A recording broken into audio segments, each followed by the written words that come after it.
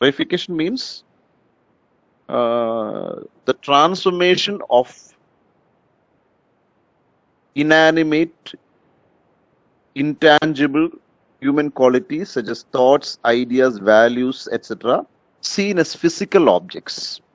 അതായത് എബ്സ്ട്രാക്ട് ആശയങ്ങൾ, values, thoughts, ഇതിനെല്ലാം ഫിസിക്കൽ ഓബ്ജക്ട്സ് ആയിട്ട് കാണുന്ന പ്രക്രിയയാണ് മാർക്സിസത്തിൽ റേയിഫിക്കേഷൻ എന്ന് പറയുന്നത്. സോ മാർക്സിസ്റ്റ് തിയറിറ്റീഷ്യൻസ് പറയുന്നത് സമൂഹത്തിൽ നമ്മളെല്ലാവരും we undergo the process of റേയിഫിക്കേഷൻ.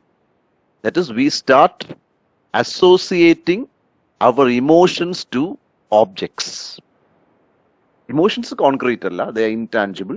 പക്ഷെ നമ്മൾ ജീവിതത്തിൽ അങ്ങനെ ഇമോഷൻസിന് നമ്മൾ ചില പ്രാധാന്യം കൊടുക്കുകയും അതിനെ റേഫൈ ചെയ്യുകയും ചെയ്യും, അതിനെ സോളിഡ് ആക്കി മാറ്റും. So A product becomes associated with an emotion. അതിനെയാണ് റേയിഫിക്കേഷൻ എന്ന് പറയുന്നത്. കുറച്ച് ഗാഠമാണ്, എന്നാലും ഇപ്പം തൽക്കാലം അത്രയും മനസ്സിലാൽ മതി. അസോസിയേറ്റിംഗ് ഇമോഷൻസ് വിത്ത് ഓബ്ജക്ട്സ്. ഒരു ചെറിയ സാധനം കൂടെ ഉണ്ട്, ഇന്റർപെലേഷൻ. Interpellation is also a process, according to Marxism, whereby നിങ്ങളെ ഫോഴ്സ് ചെയ്യാതെ തന്നെ നിങ്ങൾ ചില സാധനങ്ങളിൽ അങ്ങ് ഇന്റർപെലേറ്റഡ് ആവുക, നിങ്ങൾ അനുസരിക്കുക. ഞാൻ അതിന് സാങ്കേതിക പദങ്ങളിലേക്ക് പോകുന്നില്ല. I'll give you a simple example. For example, a husband and a wife goes to a textile shop.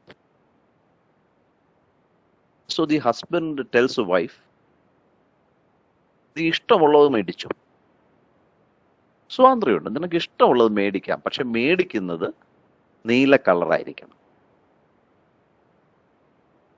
അപ്പം ഭാര്യയുടെ വിചാരം ഭാര്യയ്ക്ക് കംപ്ലീറ്റ് സ്വാതന്ത്ര്യം കിട്ടിയാണ്. But the problem she has been interpellated. കുറച്ച് കഴിഞ്ഞ് ഭർത്താവ് വന്നിട്ട് പറയും, നീ ഇഷ്ടമുള്ളതൊക്കെ മേടിച്ചു, പക്ഷെ അതിന് 1500 രൂപയ്ക്കകത്തായിരിക്കണം. സോ ഇങ്ങനെ ചില പ്രോസസ്സിൽ പെട്ടുപോകുന്ന അവസ്ഥയെ നമ്മൾ ഇന്റർപെലേറ്റഡ് ആവുക, ഇന്റർപെലേഷൻ എന്ന് പറയും. So these two terms are also part of the vocabulary of Marxism and Marxian aesthetics and Marxist theory. So reification, connecting emotions to objects, and interpellation, believing that you have all the right, but actually you don't have the right. So just keep these two in mind. And now we'll go to Raymond Williams. A short biographical understanding of Raymond Williams. And then I'll go into the essay which we have to study. Now, Raymond Williams is a very important thinker, theoretician, writer, novelist, critic of the 20th century. Because he has a very rural background. He was born in Wales. He was a Welshman. So you all know that Wales, Scotland, Ireland, they are all part of the United Kingdom. So in those days, if you are a good student in Ireland or Scotland, you automatically came to England to study.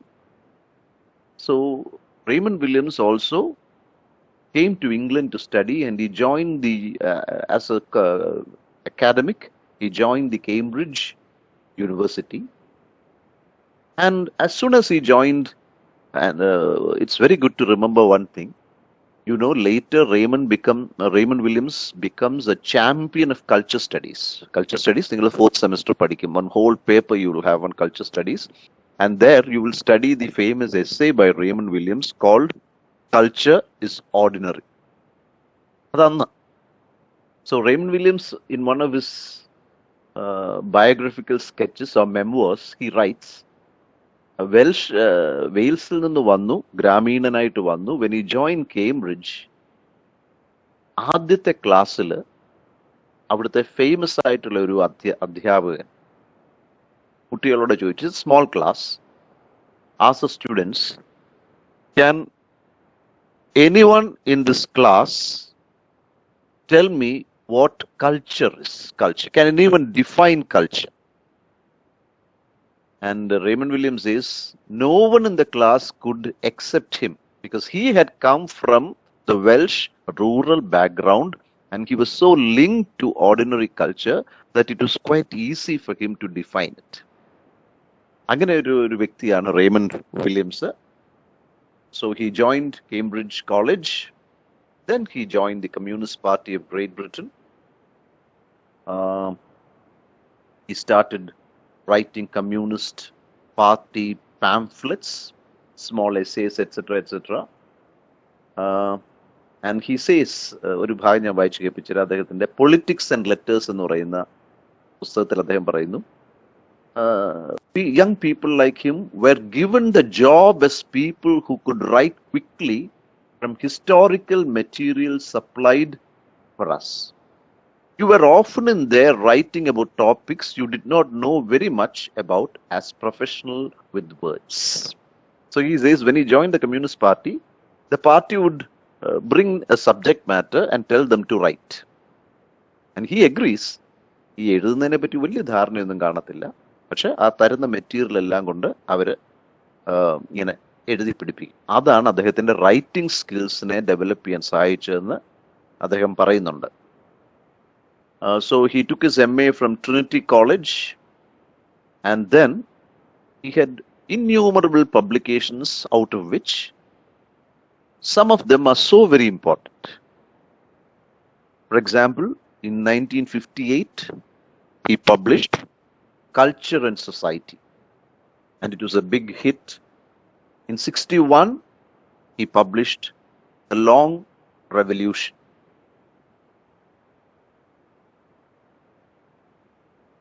Then in 1973, look at the changes coming. He published Television, Technology and Cultural Form. Look at the changes coming to him. From culture, he is slowly migrating to technology, television, etc. In 73, he published The Country and the City.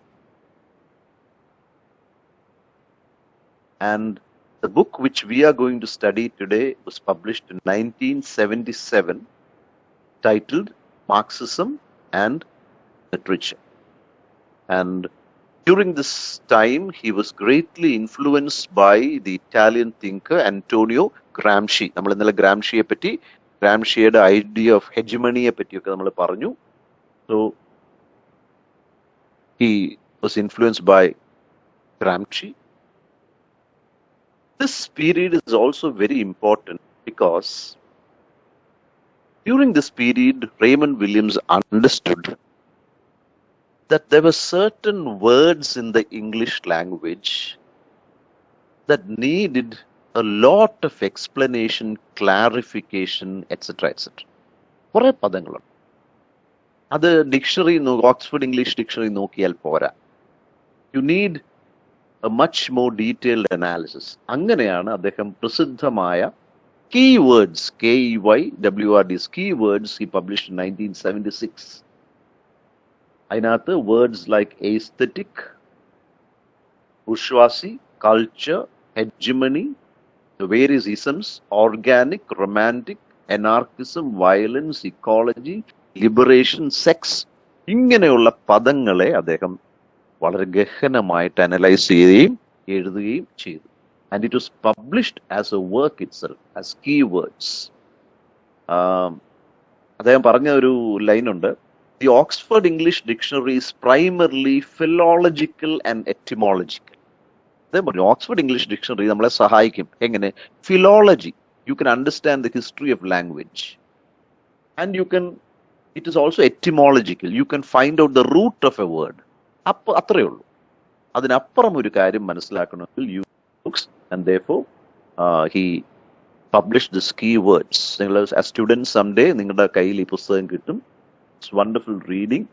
പ്രത്യേകിച്ച് എസ്സേകൾ എഴുതാനും ഒക്കെ അദ്ദേഹത്തിന്റെ ഓരോ പദങ്ങളെ പറ്റി 1-2 page വീതമാണ്. It will help you in a tremendous way. So that is very important work.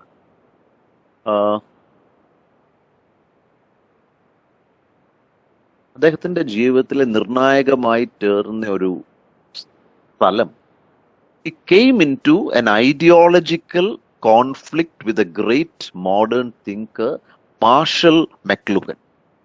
Canadian ആണ് marshal മെക്ലൂഹൻ, MCLUHAN. Marshal മെക്ലൂഹന്റെ വാദങ്ങളുമായിട്ട് അദ്ദേഹം ഒരു തർക്കത്തിലേടുകയും അതുവഴി ടെക്നോളജിയുടെ ലോകത്തിലേക്ക് റേമൺ വില്യംസിന്റെ റൈറ്റിംഗ് വരികയും ചെയ്തു. You have all heard of Marshall McLuhan. അദ്ദേഹത്തിന്റെ പ്രസിദ്ധമായ അല്ലെങ്കിൽ കുപ്രസിദ്ധമായ ഒരു വരിയാണ്, the medium is the message. മാധ്യമമാണ് സന്ദേശം. The medium is the message. whereby McLuhan was arguing, എന്താ ആർഗ്യൂ ചെയ്തത്? നമ്മൾ ഏത് മാധ്യമത്തിനെ ആശ്രയിക്കുന്നുവോ ആ മാധ്യമം നമ്മുടെ സന്ദേശത്തിനെയും സ്വാധീനിക്കും. That means the message is determined by the medium. നമ്മൾ നേരത്തെ കണ്ടു, our super structure is determined by the base. Similarly medium is so strong that it can determine the message എന്ന് പറഞ്ഞു. വില്യംസ് ഇതിനെ ശക്തമായിട്ട് എതിർത്തു. He said this technological determinism എന്ന് പറയുന്നതിനോട് പുള്ളി യോജിക്കുന്നില്ല. ഹ്യൂമൻസിന് അതിനെ ട്രാൻസെൻഡ് ചെയ്യാൻ കഴിയും, അതിനെ അതിലംഘിക്കാൻ കഴിയും എന്ന് അദ്ദേഹം പറഞ്ഞു. ആ രീതിയിൽ അദ്ദേഹം വളരെ ഇമ്പോർട്ടൻ്റ് ആയിട്ടുള്ളൊരു കോൺട്രിബ്യൂഷൻ ടെക്നോളജിയും ആയിട്ട് ബന്ധപ്പെട്ടും നടത്തി. He also wrote books on drama, especially his book on modern tragedy is very, very important. Then he went on to write novels. ഒന്നും വിട്ടിട്ടില്ല. He started writing novels. There's one very famous novel is People of the Black Mountains. It's a very famous novel. ഇദ്ദേഹം ഒരു ഘട്ടമായപ്പോഴത്തേക്ക് by 1989 Raymond Williams became a cult. ഒരു കൾട്ടായിട്ടൊരു ഇതിഹാസമായിട്ട് അദ്ദേഹം മാറി. Fan base ഒക്കെ ഉണ്ടായി, നമ്മുടെ നടന്മാർക്കൊക്കെ ഉണ്ടാകുന്ന ഫാൻ ബേസിൽ. അതുപോലെ ഇദ്ദേഹത്തിന്റെ പേരിൽ സൊസൈറ്റീസ്, ഫാൻ ക്ലബ്സ് ഒക്കെ ഉണ്ടായി. Ramon Williams society was established 1989. അവർ പറഞ്ഞു, this society is quotation to support and develop intellectual and political projects in areas broadly connected with Williams's work. അപ്പോൾ റേമൺ വില്യംസ് തൊടുത്തുവിട്ട ആശയ അസ്ത്രങ്ങളെ വിപുലപ്പെടുത്താൻ ഈ ക്ലബുകൾക്ക് സാധിക്കും എന്നവര് വിശ്വസിച്ചു. So in that sense is very very important. Now we will slowly enter into the work which we have to study. This essay which we have to study is actually taken from the 1977 work titled Marxism and Literature. Marxism and Literature. ഈ പുസ്തകത്തിനകത്തെ ഒരു ചെറിയ ഭാഗമാണ് നമ്മൾ, 12-13 പേജുകൾ മാത്രമുള്ള ഒരു ഭാഗമാണ് നമ്മൾ പഠിക്കാൻ പോകുന്നത്. In that work itself Ramon Williams തന്നെ പറയുന്നുണ്ട്, this work is actually the final stage of the concept I created. ഞാൻ തന്നെ സൃഷ്ടിച്ചെടുത്ത ഒരു ആശയമുണ്ട്, ഒരു ആശയ സംഹിതയുണ്ട്. അതിൻ്റെ പേര് കൾച്ചറൽ മെറ്റീരിയലിസം എന്നാണ്. ഇന്നലെ നമ്മൾ കണ്ടു ഒരു വാക്ക്, കഴിഞ്ഞ ദിവസം ഹിസ്റ്റോറിക്കൽ മെറ്റീരിയലിസം. അതുകൊണ്ട് നമ്മൾ മനസ്സിലാക്കിയ every process of history is also influenced by the material objects of that period. ഭൗതികത അതിനെ സ്വാധീനിക്കും ചരിത്രത്തിനെ എന്ന് നമ്മൾ കണ്ടു. Now, cultural materialism also is very important, where Raymond Williams argues whatever use cultural practices may have, its means of production are always material.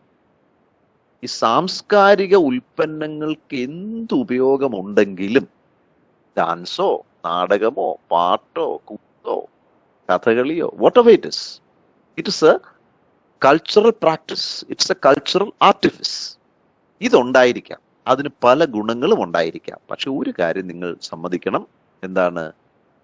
its means of production are always material. ഭൗതികമായ ഒരു തലത്തിൽ മാത്രമേ ഇതിനെ സൃഷ്ടിക്കാൻ കഴിയൂ. You need money for all this, you need capital for all this, you need ownership for all this എന്നോ.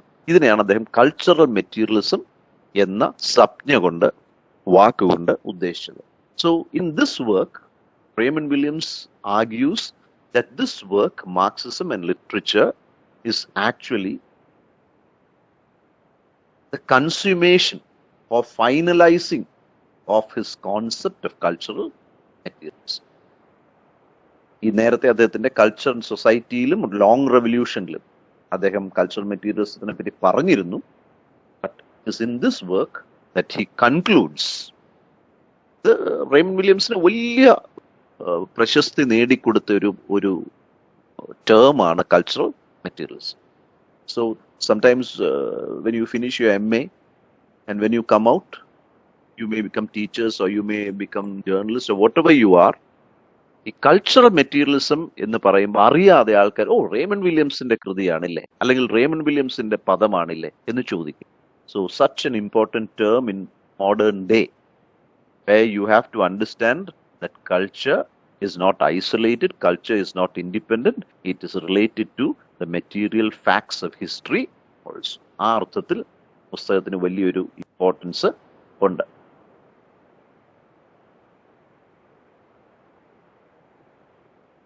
Now, this work, Marxism and Literature, is divided into 3 parts. This book, അത് നമുക്ക് പഠിക്കേണ്ട കാര്യമില്ല, ഇറ്റ്സ് 200 പേജസിന് മേലുള്ള ഒരു പുസ്തകമാണ്. It is divide into 3 parts. The first part is called basic concepts. Basic concepts. ഈ basic concepts എന്ന് പറയുന്ന ചാപ്റ്ററിന് it is 3 sub divisions. 1A is called culture, B is called language, and C is called literature. ആ ലിറ്ററേച്ചറാണ് നമുക്ക് പഠിക്കാനുള്ളത്. കൾച്ചറും ലാംഗ്വേജും നമുക്ക് പഠിക്കാൻ സമയമില്ല, അത് അറിഞ്ഞിരിക്കേണ്ടതാണ്. ഞാൻ പറ്റുമെങ്കിൽ അതിനെപ്പറ്റി ഒന്ന് ലിങ്ക് ചെയ്തൊക്കെ പോകാൻ ശ്രമിക്കാം. So the third section is literature. So basic concepts is divide into culture, language and literature. Then the second chapter is called cultural theory, and the third section is called literary criticism. ഇതാണ് ഈ പുസ്തകത്തിന്റെ ഘടന. Marxism and literature എന്ന് പറയുന്ന 1977 publish ചെയ്ത ഈ പുസ്തകത്തിന്റെ അന്തസത്ത ഇതാണ്. Now we will slowly enter into the book and the part where we have to focus. Number 1, what is the intention of the book? എന്തിനായിരിക്കാം റേമണ്ട് വില്യംസ് ഈ പുസ്തകം എഴുതിയത്? അദ്ദേഹം തന്നെ പറയുന്നു, my intention is to bring together Marxist theories of language and literature. എൻ്റെ ഉദ്ദേശം ഇത്രയാണ്. There are plenty of Marxist theories. സിദ്ധാന്തങ്ങളുണ്ട്. നമ്മൾ ഇന്നലെ കണ്ടു Marxist theories, Marxist aesthetics, കുറേ സിദ്ധാന്തങ്ങളുണ്ട്. But it has not been applied to literature in a very good way. It has not been connected to literature. അത് ഒന്ന് നോക്കാനാണ് എൻ്റെ ഒരു ശ്രമം. I want to bring Marxist theories of language and literature together. Number 2, the book also looks how the bourgeoisie has succeeded in asserting its own cultural, literary, social and economic standards. അദ്ദേഹത്തിൻ്റെ തന്നെ പദക്കൂട്ടുകളാണ്, ഞാൻ ലളിതമാക്കി തരാം. പുസ്തകത്തിൽ രണ്ടാമത് നോക്കുന്ന കാര്യം, എങ്ങനെയാണ് bourgeoisie, മുതലാളി വർഗം, ഈ മുതലാളി വർഗം അല്ലെങ്കിൽ ബൂർഷ്വാസി എങ്ങനെയാണ് തൻ്റെ ശക്തി സ്ഥാപിച്ചെടുക്കുന്നത്? എവിടൊക്കെ? Cultural, literary, social and economic തലങ്ങളിൽ. How does he establish his power? അത് 2. 3, Raymond Williams is of the opinion that Marx's theory has not been successful in questioning the bourgeoisie concept of culture, because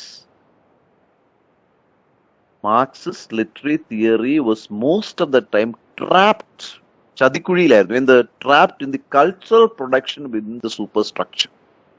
ഈ സംസ്കാരമെല്ലാം super സ്ട്രക്ചറിന്റെ ഭാഗമാണ്, അതുകൊണ്ട് ഒന്നും ചെയ്യാൻ പറ്റില്ല, ബേസിന്റെ സ്വാധീനം അവിടെ ഉണ്ട് എന്നൊക്കെ വാദിച്ചിരുന്നവർ ഒരുപാടുണ്ടായിരുന്നുകൊണ്ട് this Marxist theory was not able to question bourgeoisie idea of culture.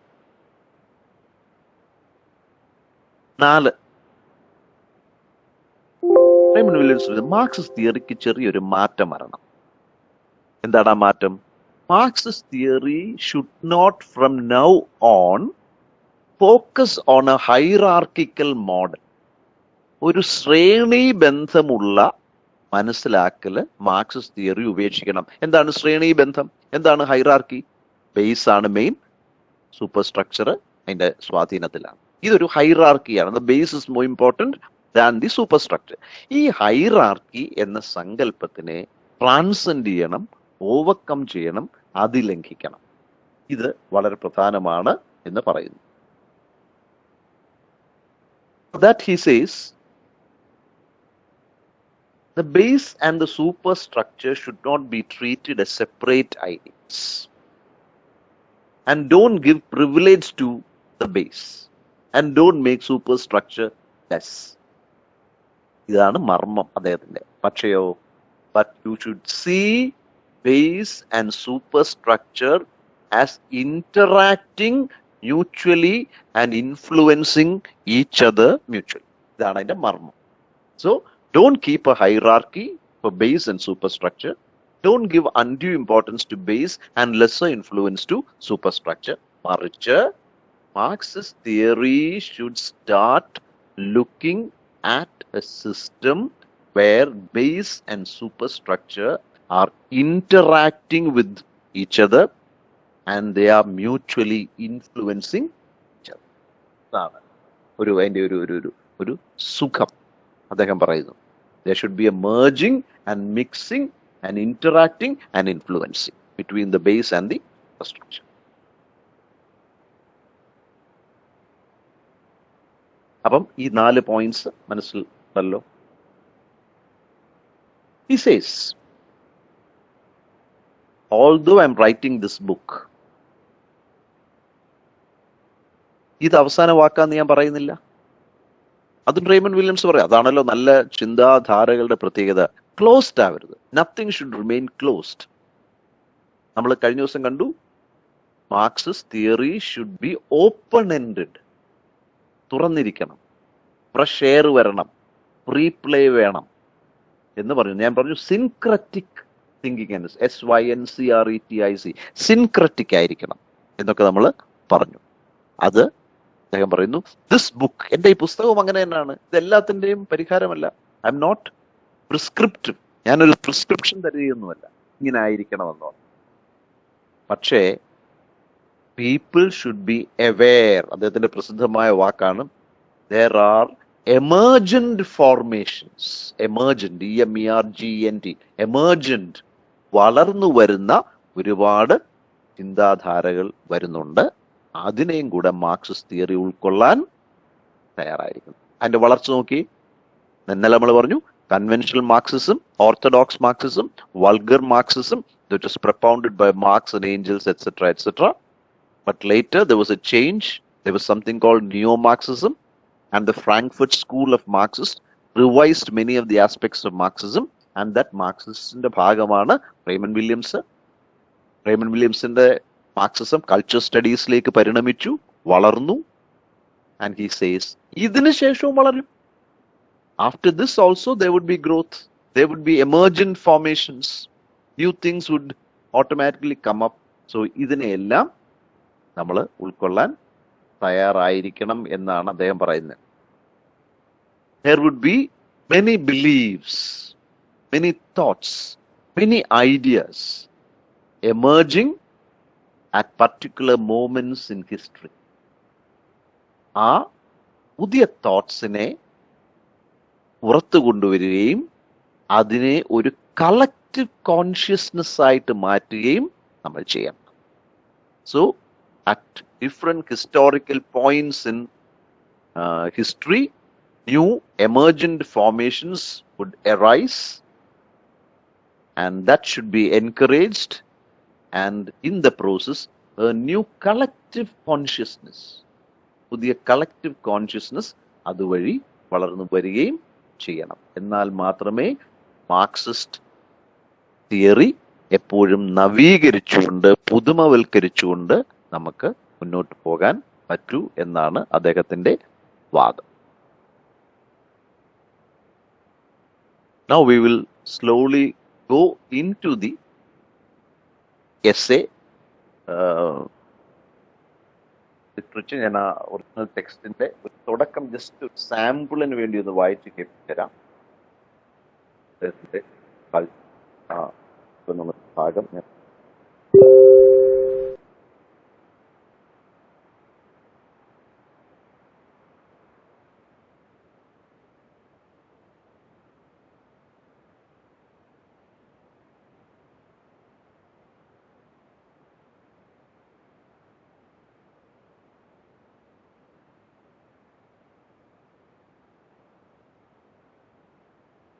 Okay. Section 3 ഞാനിത് ഒരു ഒറിജിനൽ വായിച്ച് കേൾപ്പിക്കുന്നത്, നമ്മൾ സത്യം പറഞ്ഞാൽ ഈ ഒറിജിനൽ ടെക്സ്റ്റുകളൊക്കെ നമ്മളെല്ലാം, ഞാൻ സൈതം നമ്മൾ വായിക്കുന്നത് വൺസ് വി ഫിനിഷ് ആ എം എക്ക് നമ്മൾ പഠിക്കുമ്പോഴൊക്കെ പരീക്ഷയ്ക്ക് വേണ്ടിയുള്ള പഠനമാണ്. We don't read the original text. അപ്പം നമുക്ക് ചില സാധനങ്ങൾ കേട്ടാൽ ക്ലിക്ക് ചെയ്യത്തില്ല. കാരണം നിങ്ങളുടെ അധ്യാപകർ പറഞ്ഞ ഒരു ഇംഗ്ലീഷാണ് നിങ്ങൾക്ക് പരിചയം. You are not familiar with the language of Raymond Williams. അപ്പൊ അതിനു വേണ്ടി ഞാൻ ഒരു തരി, ബോറടിപ്പിക്കത്തില്ല, ഒരു തരി വായിച്ചു കേൾപ്പിച്ചു തരാം. ലിറ്ററേച്ചറിന്റെ തുടക്കം എങ്ങനെയാണ്? It is relatively difficult to see literature as a concept. In ordinary usage, it appears to be no more than a specific description, and what is described is then, as a rule, so highly valued that there is a virtually immediate and unnoticed transfer of the specific values of particular works and kinds of work to what operates as a concept but is still firmly believed to be actual and practical. ഒരു line, ഒരു sentence 7 ലൈനാണ് അദ്ദേഹത്തിന്. കറക്കി തിരിച്ച് അദ്ദേഹം ഇങ്ങനെ കൊണ്ടുപോയിക്കൊണ്ടേയിരിക്കും. I was just giving you a sample of Raymond Williams. നമുക്ക് അതിലേക്ക് പോകാൻ നമുക്ക് സമയമില്ല. So I'll go direct to literature.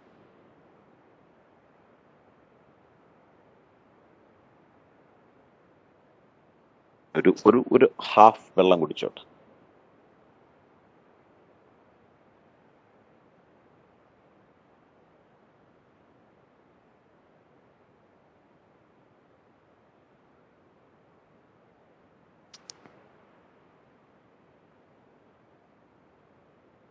Okay, welcome back.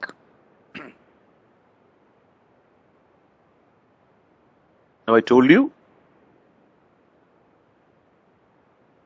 this essay, literature, is the 3rd chapter of Williams's work. And why to first line. So Raymond Williams starts this section by stating that it is very, very difficult to see literature as a general idea. അദ്ദേഹം ഉപയോഗിക്കുന്ന വാക്ക് concept എന്നാണ്. Concept. It is very difficult to view literature as a general, ഒരു പൊതു ആശയമായിട്ട്, അല്ലെങ്കിൽ ഒരു abstraction ആയിട്ട്, അല്ലെങ്കിൽ വെറും ഒരു ഐഡിയ ആയിട്ട് ലിറ്ററേച്ചറിനെ കാണാൻ വലിയ പാടാണ്. കാരണം എന്താ? Literature is often seen as something of very great value. ഭയങ്കര മൂല്യമുള്ള എന്തോ ഒരു സാധനമാണ് ഈ ലിറ്ററേച്ചർ, അല്ലാതെ വെറും ഒരു കോൺസെപ്റ്റ് അല്ല. അങ്ങനെ കാണാൻ നമുക്ക് ബുദ്ധിമുട്ടാണ്. So it is A highly important work And people say that literature is always made up of full, അദ്ദേഹത്തിന്റെ വാക്ക് എന്നാണ്, is always made up of full, central, immediate human experience, and there is always a mention of even minute things. കണ്ടോ, നല്ല ഒരു ആർഗ്യുമെന്റിലാണ് അദ്ദേഹം ഈ essay തുടങ്ങുന്നത്. ഒന്ന്, he says it's very difficult to see literature as a concept or an abstraction or a general idea. Why? Because whenever you hear the word literature, the idea that comes to you is that literature is something which has high value. മാത്രമല്ല, it is full of central, immediate human experience. And you find even minute things explained and described and portrayed in works of literature. അങ്ങനെയുള്ള ഒരു ലിറ്ററേച്ചറിനെ നമുക്ക് വെറും ഒരു concept ആയിട്ട് കാണാൻ പറ്റും. അതാണ് അദ്ദേഹത്തിന്റെ ആദ്യത്തെ വാദം. Most people think of literature just as an abstraction or a concept, but actually that is not very good for literature, because people believe that literature is immediate lived experience. ഇങ്ങനെയാണ് ആൾക്കാർ ധരിച്ചു വെച്ചേക്കുന്നത്. പക്ഷേ നെക്സ്റ്റ് പോയിന്റ് അദ്ദേഹം പറയുന്നത് important ആണ്. എന്താ പറയുന്നത്? He says literature, like the ideas or concept of society, economy, culture, ഇത് എല്ലാം ഉണ്ടല്ലോ, ഇതെല്ലാം കോൺസെപ്റ്റ്സ് ആണ്. സൊസൈറ്റി, ഇക്കോണമി, കൾച്ചർ, ഇതെല്ലാം ദേ കോൺസെപ്റ്റ്സ്, ദേ ആർ അബ്സ്ട്രാക്ഷൻസ്. ഇക്കോണമിയെ നമുക്ക് പിടിച്ചു നോക്കാനൊന്നും പറ്റത്തില്ല, സൂക്ഷ്മമായിട്ട് കാണാൻ പറ്റത്തില്ല, ഇമ്മീഡിയറ്റ് ലിവ്ഡ് എക്സ്പീരിയൻസ് അതിനകത്ത് കാണത്തില്ല. വേണമെങ്കിൽ ചാൾസ് ഡിക്കൻസിന്റെ ഒരു നോവലിനകത്ത് സൂക്ഷ്മ ജീവിതങ്ങൾ എക്സ്പ്ലെയിൻ ചെയ്യപ്പെടുമ്പോൾ, ഇപ്പം ചാൾസ് ഡിക്കൻസിന്റെ ഹാർഡ് നോവൽസ് വായിക്കാൻ നേരത്ത്, ഹാർഡ് ടൈംസ് പോലുള്ള നോവലിനകത്ത് ലണ്ടനിലെ ദാരിദ്ര്യത്തിനെ പറ്റി പറയുന്നുണ്ട്, സൂക്ഷ്മമായിട്ട് പിക് പോക്കറ്റ്സിനെ പറ്റി പറയുന്നുണ്ട്, പ്രോസ്റ്റിറ്റ്യൂട്ട്സിനെ പറ്റി ഇത് പറയുന്നുണ്ട്. അത് സൂക്ഷ്മ ജീവിതമാണ്, ഇമ്മീഡിയറ്റ് ലിവ്ഡ് എക്സ്പീരിയൻസ് ആണ്. അവിടെ വേണമെങ്കിൽ നിങ്ങൾക്ക് ഇക്കണോമിക്സ് എന്ന് പറയുന്ന ഒരു കോൺസെപ്റ്റ് ഉപയോഗിച്ച് പഠിക്കാം. പക്ഷേ ഇക്കണോമിക്സ് ഒരു കോൺസെപ്റ്റാണ്, it is not immediate lived experience. അപ്പൊ എന്താണ് പറഞ്ഞു വരുന്നത്? Literature like these concept of society, economy and culture changed its meaning with the coming of capitalism. അതിലേക്കാണ് വരുന്നത്. ക്യാപിറ്റലിസം വളർന്നതോടുകൂടി ഈ കോൺസെപ്റ്റുകളുടെ മീനിങ്ങും പതുക്കെ പതുക്കെ മാറാനായിട്ട് തുടങ്ങി. Politics, sociology, all these earlier, അതാണ് അതിന്റെ പറഞ്ഞു വരുന്നത്, ഏർലിയർ പണ്ട് പൊളിറ്റിക്സ്, സോഷ്യോളജി, ഇക്കണോമിക്സ്, ഇതിനെയെല്ലാം നമ്മൾ കണ്ടിരുന്ന എന്തുവാണ്? ഒരു പുതിയ തേങ്ങ പോലെയായിരുന്നു, അല്ലെങ്കിൽ ഒരു ചിരട്ട പോലെയായിരുന്നു, ഒരു ഹാർഡ് ഔട്ടർ ഷെല്ലുള്ള എന്തോ ഒരു സാധനമാണ്. It's not very easy to understand society because it has a very hard outer shell. It's not very easy to understand economics because it has a very hard outer shell. Sociology, outer shell. Ideology, outer shell. എളുപ്പമല്ല penetrate ചെയ്യാൻ. പക്ഷെ ലിറ്ററേച്ചറിന് ആ ഒരു പ്രോബ്ലമേ ഇല്ല. കാരണം എന്താ? We are speaking about lived experience. അതുകൊണ്ട് it was very easy to enter Raymond Williams പറയുന്നത്. പക്ഷെ ക്യാപിറ്റലിസം വന്നതോടുകൂടി, മുതലാളിത്തം വന്നതോടുകൂടി എന്ത് സംഭവിച്ചു? Meaning of literature started changing slowly. അതൊക്കെ മാറാൻ എങ്ങനെ? Earlier, previously, literature meant a specialization of rhetoric and drama. പണ്ട് നിങ്ങൾ എനിക്ക് തോന്നുന്നു BA-ക്ക് മെത്തഡോളജി ഒക്കെ പഠിച്ചപ്പോൾ ഇത് ഓർത്ത് കാണുമായിരിക്കാം. You all know that even the great universities of Oxford and Cambridge, for a long period, ഒരുപാട് നാളത്തേക്ക് അവർക്കൊരു ഇംഗ്ലീഷ് ഡിപ്പാർട്ട്മെന്റ് ഇല്ലായിരുന്നു. കാരണം English was not a main subject at Oxford and Cambridge. You had the classical languages, ഗ്രീക്കും ലാറ്റിനും ഒക്കെ അവിടെ പഠിപ്പിക്കുമായിരുന്നു. പിന്നെ പഠിപ്പിച്ചിരുന്ന രണ്ട് വിഷയങ്ങൾ റെറ്ററിക്കും ഗ്രാമറും. Rhetoric, the art of speaking, നല്ല പ്രാസംഗികനാവാനുള്ള, പ്രഭാഷകനാവാനുള്ള പഠിത്തം. പിന്നെ ഗ്രാമർ, വ്യാകരണം.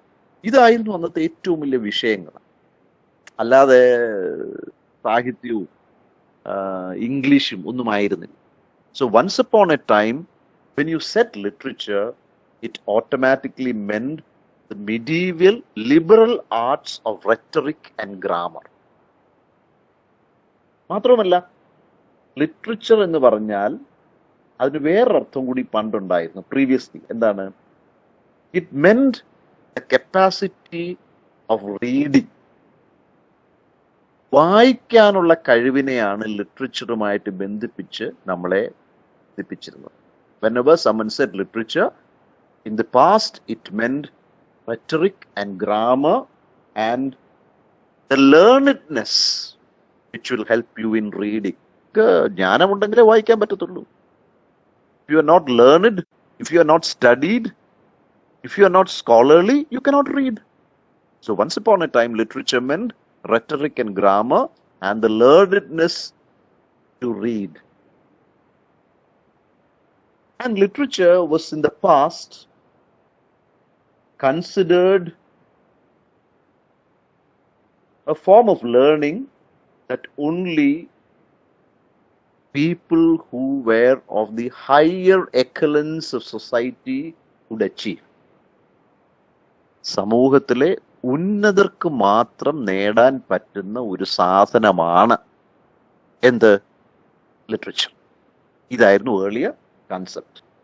That is, literature was a type of learning that only the upper class or individuals of high social standing could achieve. അവർക്ക് മാത്രം പറ്റുമായിരുന്ന ഒരു സാധനമായിരുന്നു പണ്ട് literature.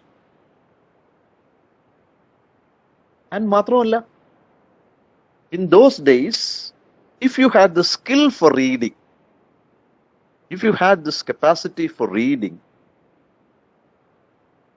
you were considered to be polite, and you were considered to be having social distinction. കണ്ടോ?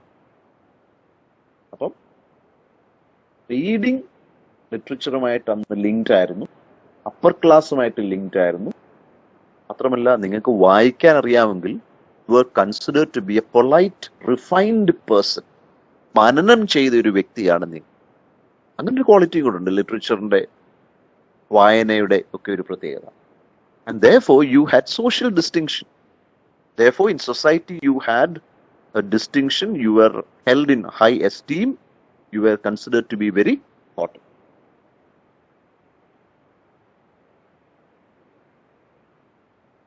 But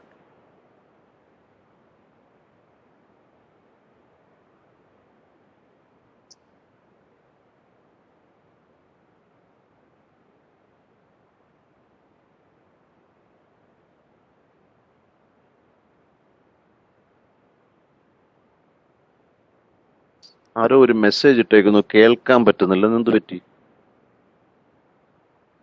ഞാനെന്നാ maximum ഉറച്ചാ പറയുന്നത്. എനിക്കൊന്ന് പുറത്ത് ഈ കാറ്റും ബഹളവും ഒക്കെ ഉണ്ട്, അതിന്റെ ആണോ എന്നറിയാം. ഇപ്പൊ എങ്ങനെയുണ്ടല്ലോ? Now send me a message.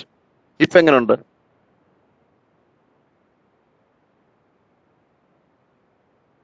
ഇപ്പം is it very clear? Better. എനിക്കൊന്ന് പുറത്ത് കുഞ്ഞെ ഭയങ്കര കാറ്റുണ്ട്, മഴ ചെറുതായിട്ടുണ്ട്.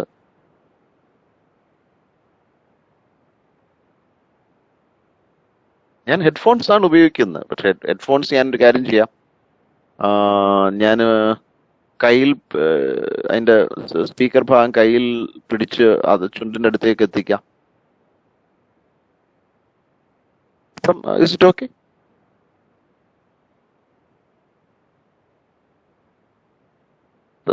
I think it's not a common. ഇനി ഞാൻ I'll try my best ഈ അടുത്ത് പിടിച്ച് സംസാരിക്കാൻ ശ്രമിക്കാം കേട്ടോ. ഓക്കെ. ഇനിയിപ്പം ഞാൻ ഈ മോണിറ്ററിലൊന്നും നോക്കുന്നേ ഇല്ലായിരുന്നു. ഇനിയും ഓക്കെ ഓക്കെ ഓക്കെ. ആ ഞാനപ്പോ ഈ ഷുഡ് ഐ റിപ്പീറ്റ്, ഞാൻ ഈ പറഞ്ഞ ഒന്നുകൂടെ പറയണോ?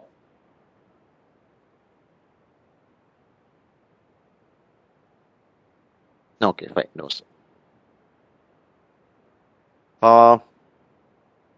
So literature was always related to reading, and if you had the skill of reading, you were considered to be a person with politeness, decency, decorum, and automatically social distinction.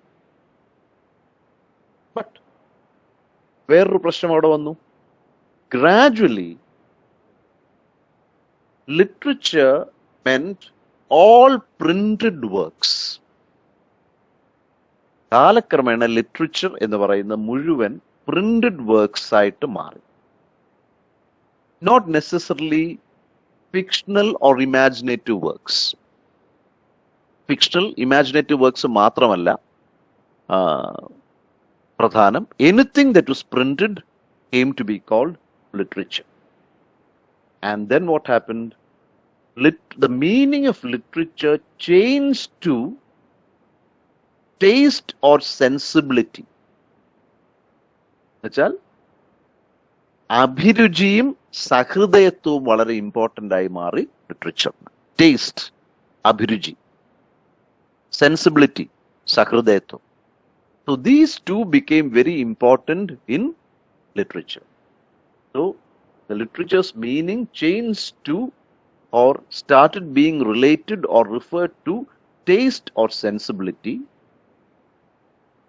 and any work that had or developed or promoted taste and sensibility was considered to be. But വീണ്ടും ഒരു പ്രശ്നം സംഭവിച്ചു. So taste and sensibility important ആയി മാറി. അതോടൊപ്പം തന്നെ literature gradually became narrowed. Literature ചുരുങ്ങാൻ തുടങ്ങി. എന്തിലേക്ക്? To the category of fiction. ഫിക്ഷനിലേക്ക് ഭാവന ഉപയോഗിച്ച് എഴുതുന്ന കൃതി. ഇന്ന് നമ്മൾ ഫിക്ഷൻ എന്ന് പറയുന്നത് നോവലിനാണ്. Today we use fiction for the word novel. But gradually ഇങ്ങനൊരു മാറ്റം വരാൻ തുടങ്ങി. Narrowed down to the category of fiction, and this led to the development of the concept of tradition. ഇങ്ങനെ ഫിക്ഷനിലേക്ക് ചുരുങ്ങിയപ്പോഴത്തേക്ക് വേറൊരു സംഭവം നടന്നു. എന്താണ്? The concept of tradition started slowly emerging. That was another change that happened. So literature was associated with reading. So whenever a person who had this faculty for reading he was considered to be very polite and decent and had decorum. He was considered to be of high position. But gradually, all printed works came to be called literature. And then it was believed that a good work or literature was something which had sense and which had taste and sensibility. And then slowly literature started narrowing down to fiction. All literature meant was fiction, imaginative work. And from there it slowly entered into the realm of tradition. പാരമ്പര്യവുമായിട്ട് സാഹിത്യത്തിന് ബന്ധം വരാൻ തുടങ്ങി. അത് national ലിറ്ററേച്ചേഴ്സിലേക്ക് നീങ്ങുവാനും തുടങ്ങി. ഓരോ ദേശത്തിന്റെ സാഹിത്യം എന്ന സങ്കല്പത്തിലേക്ക് വരാൻ തുടങ്ങുകയും ചെയ്തു. So Williams believes literature is actually the author shaping the world or transforming the world. സാഹിത്യം എന്ന് പറഞ്ഞാൽ ഒരു എഴുത്തുകാരൻ ഈ ഭൂമിയെ രൂപാന്തരപ്പെടുത്തുന്നതാണ് സാഹിത്യം. ചുരുക്കി പറഞ്ഞാൽ നമ്മുടെ ഒരു കാർപ്പൻറ്ററിനെ പോലെയോ ഒരു ആശാരിയെ പോലെയാണ് ഒരു സാഹിത്യകാരൻ, ഒരു ഓഥർ എന്ന രീതിയിലേക്ക് റേമണ്ട് വില്യംസ് കാണാൻ തുടങ്ങി.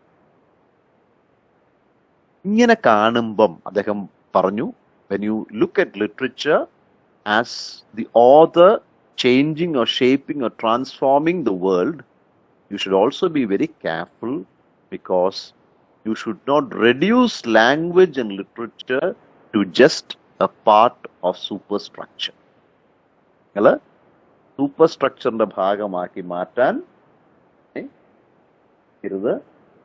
ശ്രമിക്കരുത് എന്ന് അദ്ദേഹം പറഞ്ഞു. Don't try to reduce it to superstructure and base. അടുത്തത് വില്യംസ് പറയുന്നത്, you can easily trace the growth of literature to the period of Renaissance. വിജ്ഞാന വിസ്ഫോടനത്തിന്റെ കാലമായിരുന്നു renaissance. So literature also has its fine tuning or final evolution in the period of the Renaissance, and it perfected itself during the 18th and 19th centuries. And Raymond Williams പറയുന്നു, literature എന്ന വാക്കിന്റെ root സത്യത്തിൽ is in the word, in the Latin word littera, littera, littera. It simply meant an alphabet. ഒരു അക്ഷരം എന്ന് മാത്രമേ അന്ന് ലിറ്ററായിക്ക് അർത്ഥമുണ്ടായിരുന്നു. But gradually this word littera started taking on new meanings, and literature, I told you earlier, came to be associated with reading, and later it became associated with the word literacy. അതാണ് ഞാൻ നേരത്തെ പറഞ്ഞ വായന. So when you are literate, it automatically meant that you had the capacity to read, and therefore you can be considered as a person of experience. So reading ability became very, very important in literature. So this, ഈ binary മനസ്സിൽ വെച്ചേക്കണം. 1, all printed books came to be called literature. Number 2, literature was also seen as a symbol of literacy. ഈ ലിറ്ററസിയുടെ ഒരു അളവുകോലായിട്ടും literature മാറി. So on the one hand it was printed works, and on the other hand it was a symbol or a sign of being literate. Raymond Williams പറയുന്ന ഒരു പ്രശ്നം, ലിറ്ററേച്ചറിന് വന്ന് ഭവിച്ചിട്ടുള്ള ഒരു വലിയ പ്രശ്നം, one of the biggest problems that the concept of literature has faced is no one sees literature as having any relation to the conditions of production. ഈ പുസ്തകം സൃഷ്ടിക്കപ്പെടുന്ന കണ്ടീഷൻസുമായിട്ട് അല്ലെങ്കിൽ ഭൗതിക ലോകവുമായിട്ട് ലിറ്ററേച്ചറിന് ബന്ധമുണ്ടെന്ന് ആരും മനസ്സിലാക്കുന്നു. Because why? Everyone sees literature as just immediate lived experience. No one is understanding that actually there is a big relationship between literature and the conditions of production. And don't just think that literature is only immediate lived experience. ഇതൊരു പ്രോബ്ലമാണ് എന്ന് അദ്ദേഹം പറയുന്നുണ്ട്. And he says, because of this thought, ഈ ഒരു ചിന്ത കാരണം പല പ്രശ്നങ്ങളും ഉത്ഭവിച്ചു. ഞാൻ നേരത്തെ പറഞ്ഞു, അതിനകത്ത് ടേസ്റ്റ് ആൻഡ് സെൻസ് പല പ്രശ്നങ്ങളും ഉത്ഭവിച്ചു. അതിലൊന്ന്, people started focusing too much on taste and sensibility. അഭിരുചിയും സഹൃദയത്വത്തിലും വല്ലാത്ത പ്രാധാന്യം വരാൻ തുടങ്ങി. So when you spoke about literature, immediately people thought ലിറ്ററേച്ചറിന് ടേസ്റ്റും സെൻസിബിലിറ്റിയെയും വളർത്താൻ കഴിയുമോ എന്നൊരു ചോദ്യം വന്നു. 2, നേരത്തെ literature was all printed books. പക്ഷെ കാലക്രമേണ പതുക്കെ എന്ത് സംഭവിച്ചു? Literature became very specific. It was focused and only creative and imaginative works were considered to be literature. അപ്പോൾ ഫിലോസഫി ലിറ്ററേച്ചർ അല്ലാതാവുന്നു, അതാണ് അതിന്റെ വാദം. People were focusing too much on creative or imaginative literature works, and that alone was considered literature. 3,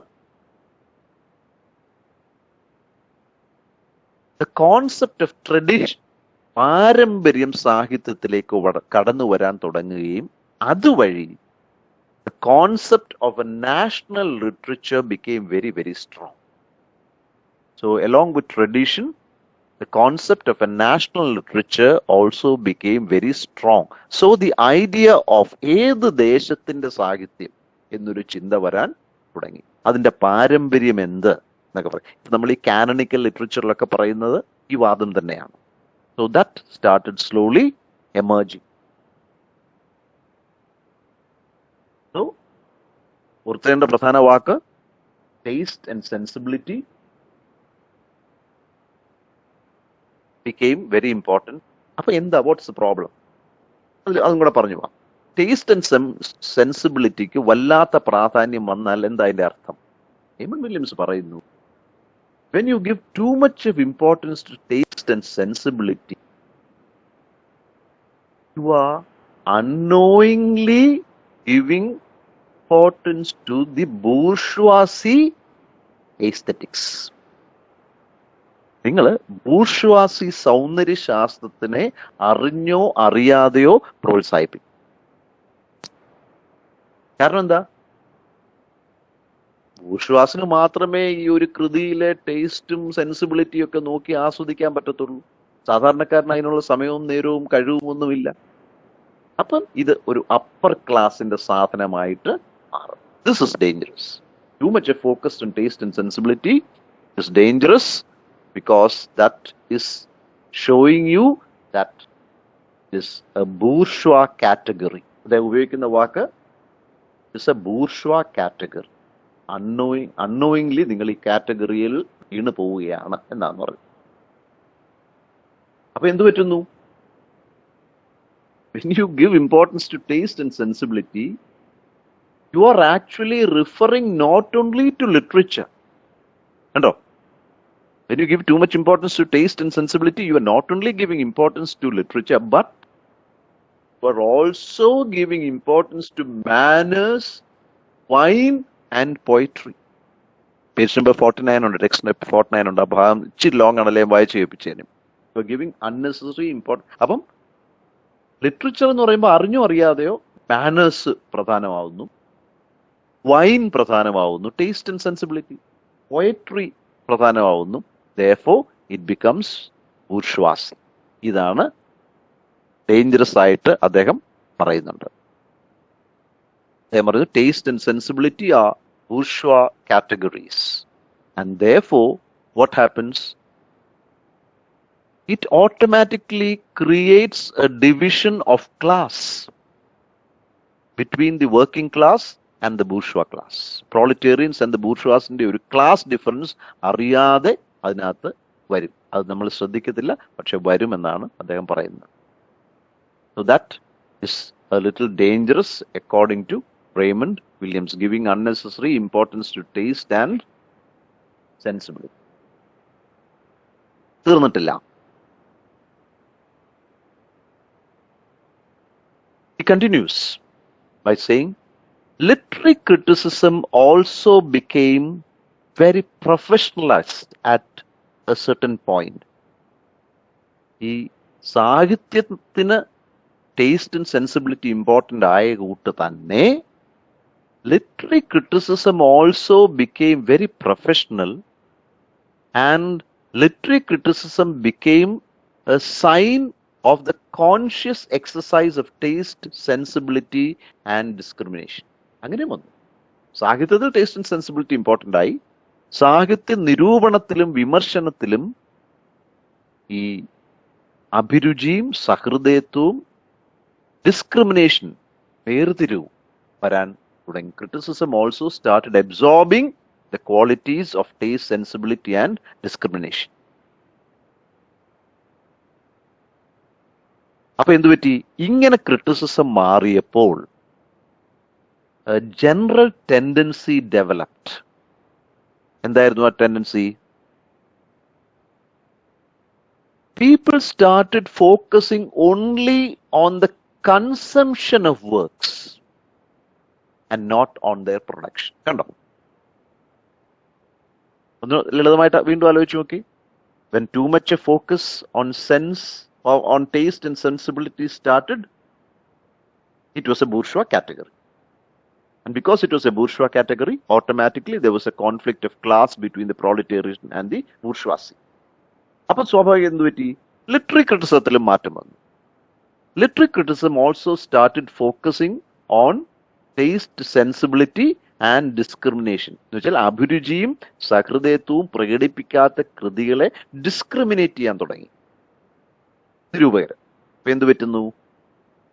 Then what happened is very sad. People started looking only at the consumption of works, of the use of works, and no one was bothered about how this work, literary work, was produced. Production ആരും ശ്രദ്ധിക്കാതെ ആയി. അപ്പം what happened? In the profession of criticism, literature became a concept in order to define the object of this practice, providing a stable domain where bourgeois class sensibilities can be exercised. അദ്ദേഹം പറയുന്ന വാക്കുകൾ തന്നെയാണ്. Therefore, ഇതിന്റെ ഒരു danger എന്ന് പറഞ്ഞാൽ, because literary criticism itself became professional, അതൊരു തൊഴിൽ പോലെയായി. And they started looking at literature just as a concept, just as a general idea, just as something which had taste,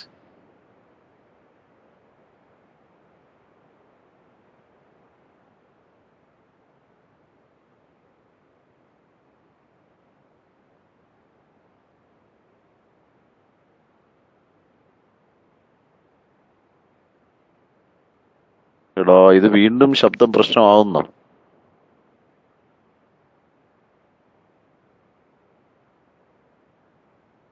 ഇത് എന്റെ പ്രോബ്ലം അല്ല കേട്ടോ, നെറ്റിന്റെ മൊത്തം എനിക്കൊന്ന് അന്തരീക്ഷത്തിന്റെ ഏതാണ്ട് കുഴപ്പമാണെന്നാ തോന്നുന്നത്.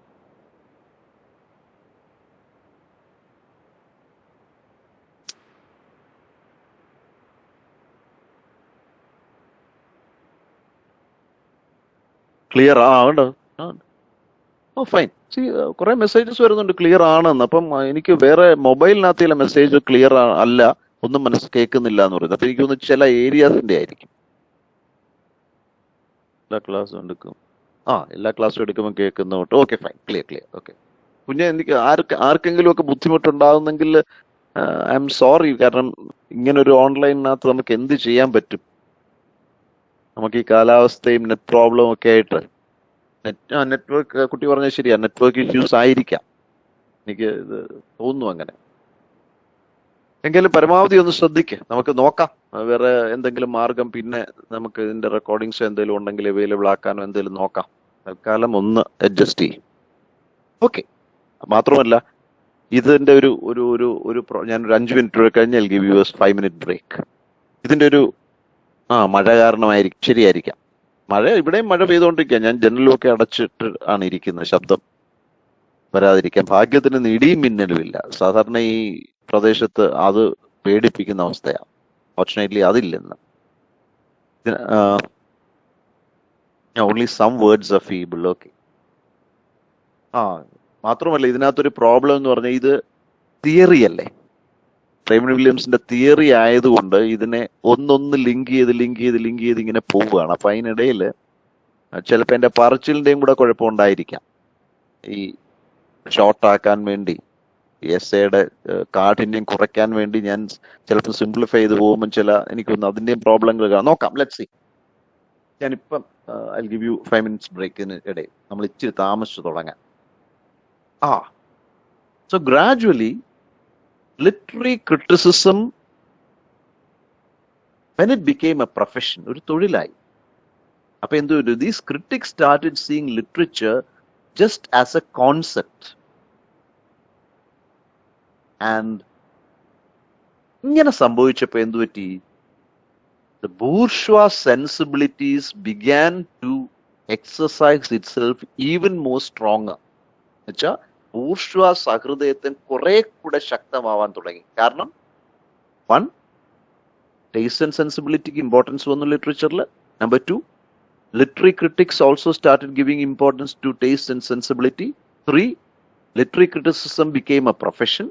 And when these professions also started writing according to taste and sensibility, bourgeois ക്ലാസിന്റെ തലത്തിലേക്ക് കാര്യങ്ങൾ വന്നു. അതാണ് ഇതിന്റെ ഒരു പ്രത്യേകത.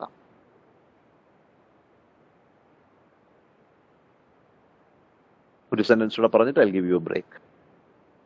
The narrowing, so I told you earlier, literature slowly started narrowing to imaginative or fictional works.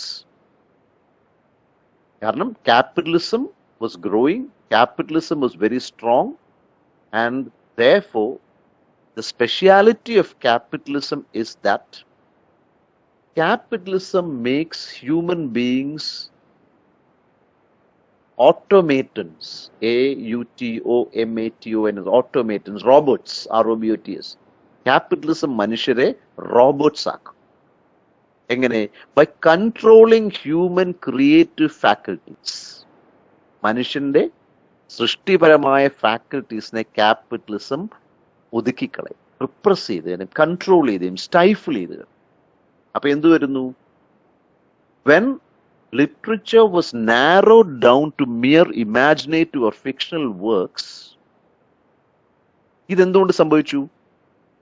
Why was literature narrowing down to mere imaginative and fictional works? Because literature understood that capitalism was trying to control the creative faculties.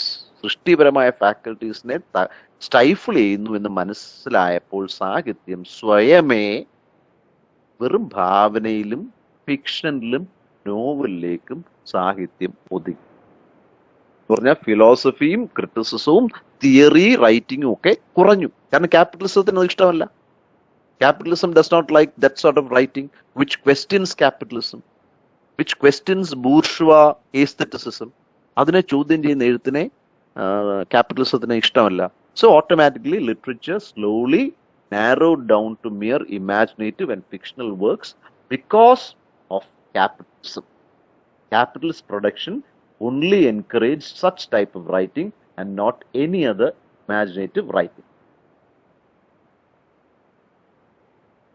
Capitalism വേറൊരു കാര്യം കൂടെ ചെയ്തു. I'll give you a small 5-minute. Now it's 7. Come back at 7:25. Still it's water. It's purple.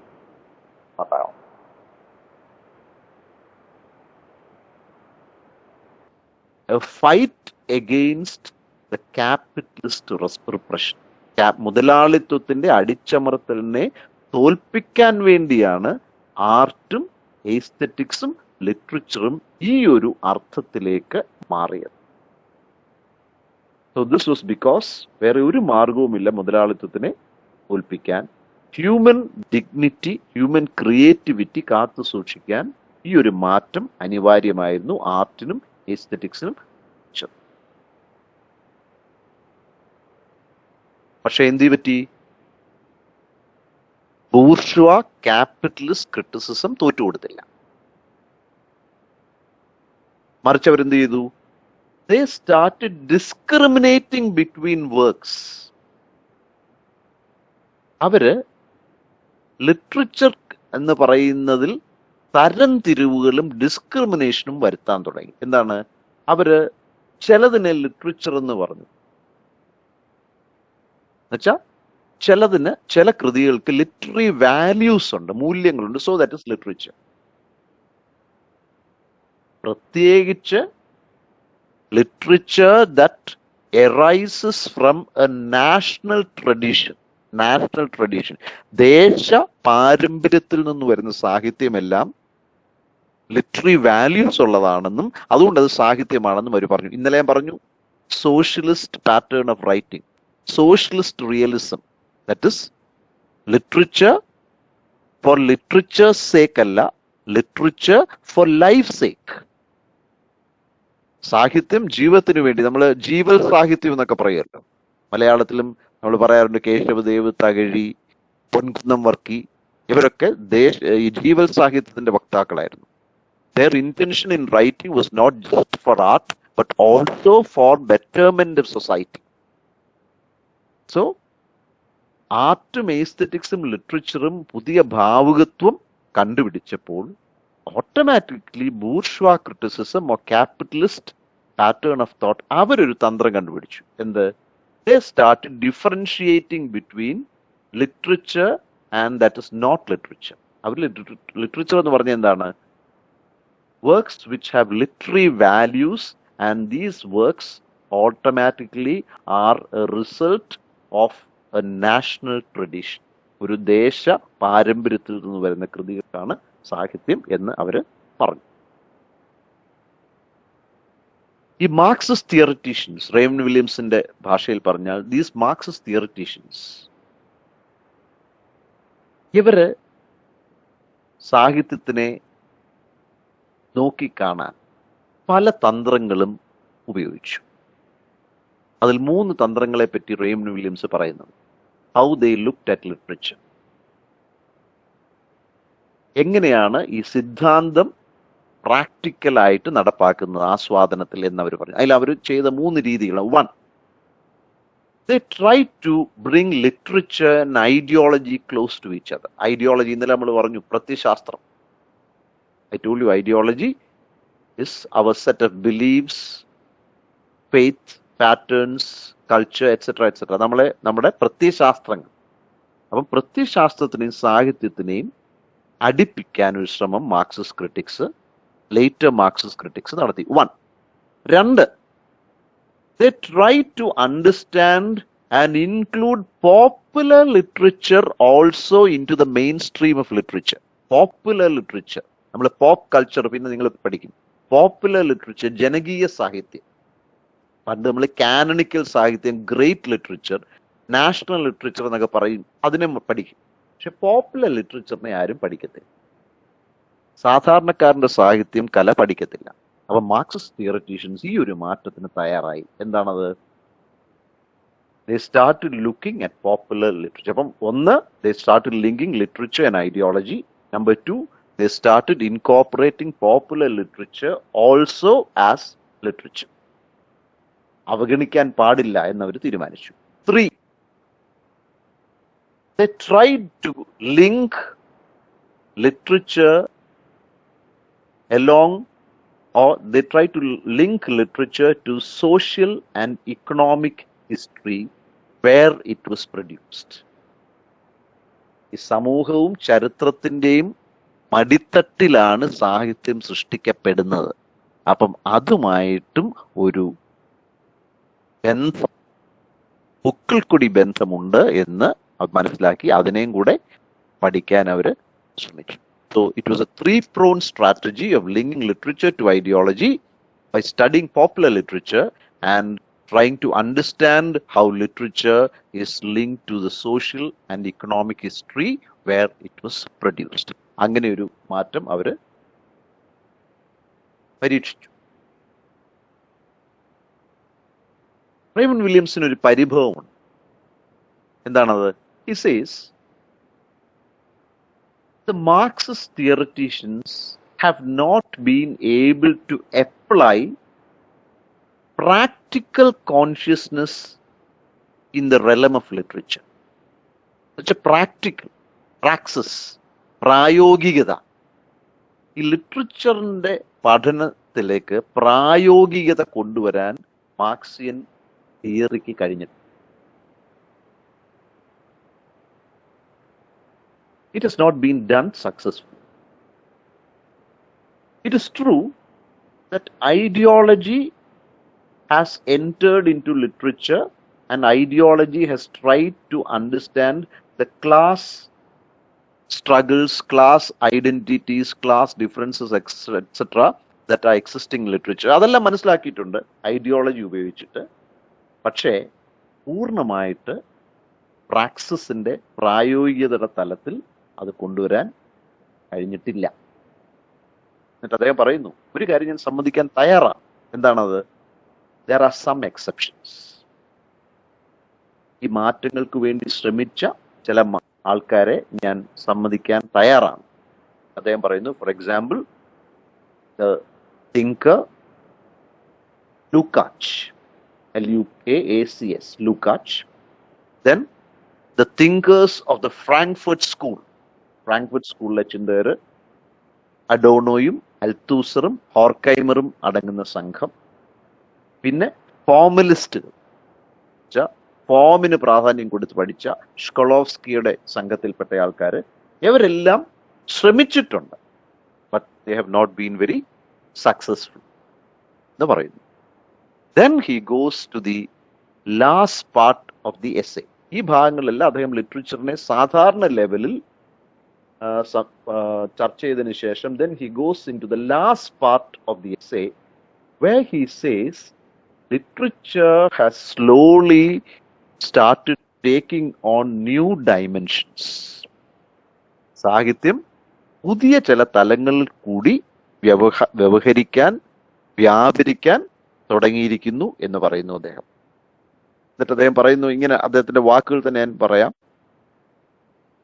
Yet the crucial theoretical break is the recognition of literature as a specializing social and historical category. It should be clear that this does not diminish its importance. അപ്പം ലിറ്ററേച്ചറിനെ ഒരു historical and social category ആയിട്ട് കാണുന്നതുകൊണ്ട് തെറ്റില്ല. It does not diminish its importance. തുടരുന്നു അദ്ദേഹം, just because it is clear that this does not diminish its importance, just because it is historical, a key concept of a major phase of a culture, it is decisive evidence of a particular form of the social development of language. എന്നിട്ടാണ് അദ്ദേഹം പുതിയ ഐഡിയയിലേക്ക് വന്നത്. അപ്പം ലിറ്ററേച്ചറിനെ സോഷ്യലും ഹിസ്റ്റോറിക്കലുമായിട്ട് link ചെയ്യുന്നതിൽ കുഴപ്പമൊന്നുമില്ല. There is nothing wrong in making such A difference, but slowly you should understand that there are many changes taking place in the means of production of literature. ഈ സാഹിത്യ സൃഷ്ടിയുടെ മാർഗത്തിൽ പല മാറ്റങ്ങളും വരുന്നു എന്ന്. നേരത്തെ ആണെങ്കിൽ എന്താണ്, ഓഥർ അദ്ദേഹം എഴുതുന്നു, മാനുസ്ക്രിപ്റ്റ് പ്രസ്സിൽ കൊടുക്കുന്നു, പ്രസ്സിൽ നിന്ന് പ്രിന്റ് ചെയ്യുന്നു, അത് ബൈൻഡ് ചെയ്യുന്നു, ബുക്കാവുന്നു, അത് ലിറ്ററേച്ചർ ആവും. അതായിരുന്നു പ്രൊഡക്ഷന്റെ ഒരു പ്രക്രിയ. ബട്ട് നൗ അദ്ദേഹം പറയുന്നു, there are some new technologies of language emerging. Now there are certain new technologies of language. എന്നുവെച്ചാൽ ഭാഷയിൽ സാങ്കേതിക വിദ്യയുടെ വളർച്ച വരുന്നു എന്നാണ് അദ്ദേഹം പറയുന്നത്. അദ്ദേഹത്തിന്റെ വാക്കുകൾ തന്നെ വായിക്കാം.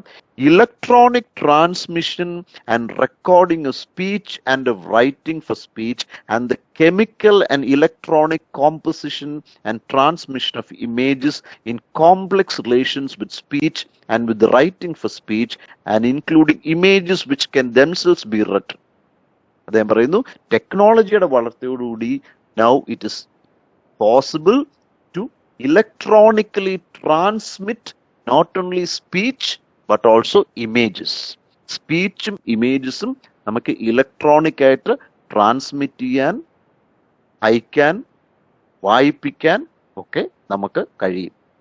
അപ്പൊ അദ്ദേഹം പറയുന്നു, ഇതിനെ നമ്മൾ സിമ്പിൾ എഡിഷൻസ് ആയിട്ട്, വെറും സിമ്പിൾ സാധനങ്ങളായിട്ട് കാണേണ്ട. കാരണം എന്താണ്? It is also A new method of social language itself. ഇതൊരു സാമൂഹ്യ ഭാഷയായിട്ട് തന്നെ വളരും എന്നുള്ള കാര്യത്തിൽ സംശയമില്ല. കാരണം എന്താണ്? പബ്ലിക് അഡ്രസ്, പൊതുജനങ്ങളെ അഡ്രസ് ചെയ്ത് സംസാരിക്കുന്നത് അത് നിസ്സാരമല്ല. കാരണം എന്താ? It is a wonderful representation of inner speech and verbal thought. ഇങ്ങനെ നമ്മളൊരു പബ്ലിക്കിനെ അഡ്രസ് ചെയ്തുകൊണ്ട് ഒരു ഇലക്ട്രോണിക്കലി ട്രാൻസ്മിറ്റഡ് മെസ്സേജ് വിട്ടാൽ പോലും അത് ഒരു ഇന്നർ സ്പീച്ചായിട്ട് അല്ലെങ്കിൽ ഒരു വേർബൽ തോട്ടായിട്ട് നമുക്ക് അത് കാണാവുന്നതാണ്. അല്ലാതെ ഒരു നിസ്സാരമായ ഒരു കാര്യമല്ല അതെന്ന് നമുക്ക് മനസ്സിലാക്കണം. So transmission of images, recording of speech, technology of print, electronic transmission, ഇതെല്ലാം ലിറ്ററേച്ചറിന്റെ പുതിയ പുതിയ തലങ്ങൾ വെളിപ്പെടുത്തുന്നതാണെന്ന് അദ്ദേഹം പറയുന്നു. അത് നിസ്സാരമായിട്ട് കാണേണ്ട കാര്യമില്ല. ആൻഡ് ഈച്ച് സച്ച് ഡെവലപ്മെന്റ്, ഇങ്ങനത്തെ ഓരോ മാറ്റവും അത് ചരിത്രപരമായ ഡെവലപ്മെന്റ് തന്നെയാണ്. It is A continuing pattern of changing of literature. അല്ലാതെ സ്റ്റാറ്റിക് അല്ല, ഒരിടത്ത് നിൽക്കുകയല്ല. All these technological developments are also a representation of a continuing and changing practice. Old methods giving place to new forms. അപ്പം അതിന് ഈ പുതിയ technologies എല്ലാം സഹായിക്കുമെന്നുള്ള കാര്യത്തിൽ യാതൊരു സംശയവുമില്ല. So that is also very very important. അദ്ദേഹം തുടരുന്നു, ആ ലൈൻസ് ഒക്കെ മിസ് ചെയ്യാൻ പാടില്ലാത്തതിനും. The situation is historically comparable to that invocation of the divine and the sacred, and of divine and sacred learning against the new humanist concept of literature in the difficult and contested transition from feudal to bourgeois society. He says, once upon a time, in the old past, in the ancient past, when you wanted to write something, when you wanted to create literature, what happened? You had to make an invocation to the divine. മിൽട്ടന്റെ Paradise Lost ഒക്കെ കണ്ടില്ലേ? Paradise Lost എഴുതുന്നതിന് മുമ്പ് Milton he makes an invocation to the muses. തന്നെ അനുഗ്രഹിക്കണേ, വലിയൊരു കൃതി എഴുതാൻ പോവുകയാണ്, തന്നെ അനുഗ്രഹിക്കണമേ എന്ന് പണ്ടത്തെ ആൾക്കാർ റൈറ്റേഴ്സ് പറയും. They use to invoke the divine and the sacred, and only when you had this help of divine and sacred learning you could write anything. അതായിരുന്നു പണ്ടത്തെ വിശ്വാസം. Only if you had divine help, divine invocation, divine inspiration, only then you could write literature. അതായിരുന്നു bourgeois കാലത്തെ വിശ്വാസം. The bourgeois class believed that ordinary working class people could not write because they did not have the divine inspiration. They did not have the capacity to invoke the divine, etc., etc. പക്ഷേ changes are always happening. And when you look at history, language itself is developing. എങ്ങനെ? There are new means, there are new forms, and there are new changing practical consciousness. And in the development of literature and language, there are new practical things happening in the consciousness. അദ്ദേഹം essay അവസാനിപ്പിക്കുന്നത് എങ്ങനെയാണ്? Many of the active values of literature have then to be seen not as tied to the concept which came to limit as well as to summarize them, but as elements of a continuing and changing practice which already substantially and now at the level of theoretical redefinition is moving beyond its old forms. ഇച്ചിരി ടഫായിട്ടൊരു line ആണെങ്കിലും അതിന്റെ simple ആയിട്ടുള്ള meaning ഇത്രയേ ഉള്ളൂ. So everyone should understand that the growth of language and literature is always continuing. It is a changing practice, and you may approach it theoretically, but you have to understand that the change is beyond old forms. പഴയ ഫോംസിനെയും രീതികളെയും ഒക്കെ തകിടം മറിക്കുന്ന രീതിയിൽ വളരുകയാണ് എന്ന് നമ്മൾ അംഗീകരിച്ചേ പറ്റത്തുള്ളൂ. So in that sense, literature is ever changing, ever moving, and is always designing to take on and understand new technologies. So in that sense, we'll just run through what happened this essay. One, literature is not easy as a concept. You cannot see literature just as a concept, because There are many people who believe that unlike many other disciplines like economics and politics, etc., literature is immediate lived experience. So you cannot think of it just as a concept. In the earlier days, rhetoric and grammar was very important. And what was most important was whether you know to read or not. If you knew to read, you were considered to be very important. And the skill of reading was considered to be a sign, a signal of politeness, social distinction, social upperclassness, etc. Gradually, all printed works came to be called literature. But then, gradually, there was a narrowing down. Only the fictional and imaginative came to be called literature. Then in literature, a shift came that people started looking for taste and sensibility in a work. And then the concept of tradition entered into literature, and tradition gave way to the creation of national literatures. Taste and sensibility had a big problem because the terms taste and sensibility were bourgeois terms, bourgeois categories, and that was a little dangerous because then literature also started looking at manners, wine, and poetry because they were also bourgeois categories. Then literary criticism is mentioned. Literary criticism also started focusing on taste, sensibility, and they also started discriminating works. And everyone started looking only on the consumption or use of works. No one started looking at how they were produced. And therefore, literary criticism also became a profession, and all the bourgeois characteristics were seen in literary criticism also.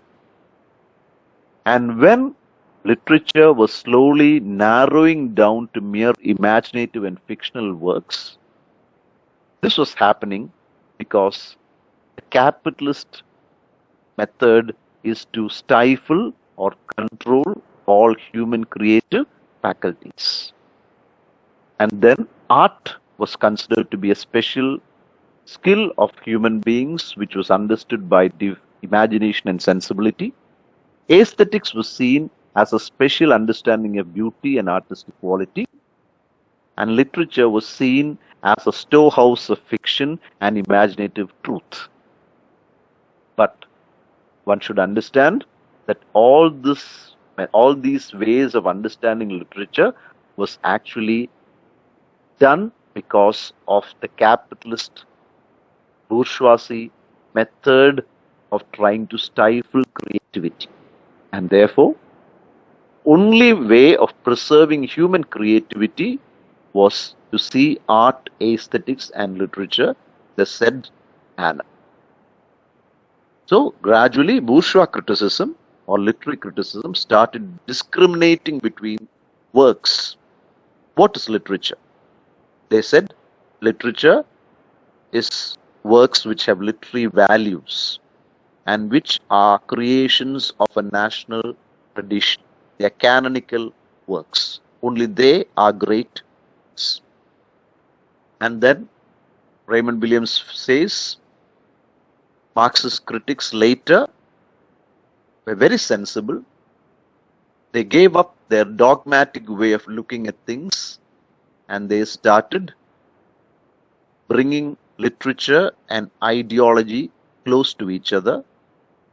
Then they started looking at popular literature, not just at great canonical literature, but popular literature too. And then they also started looking at literature in relation to the social and economic history in which it was produced.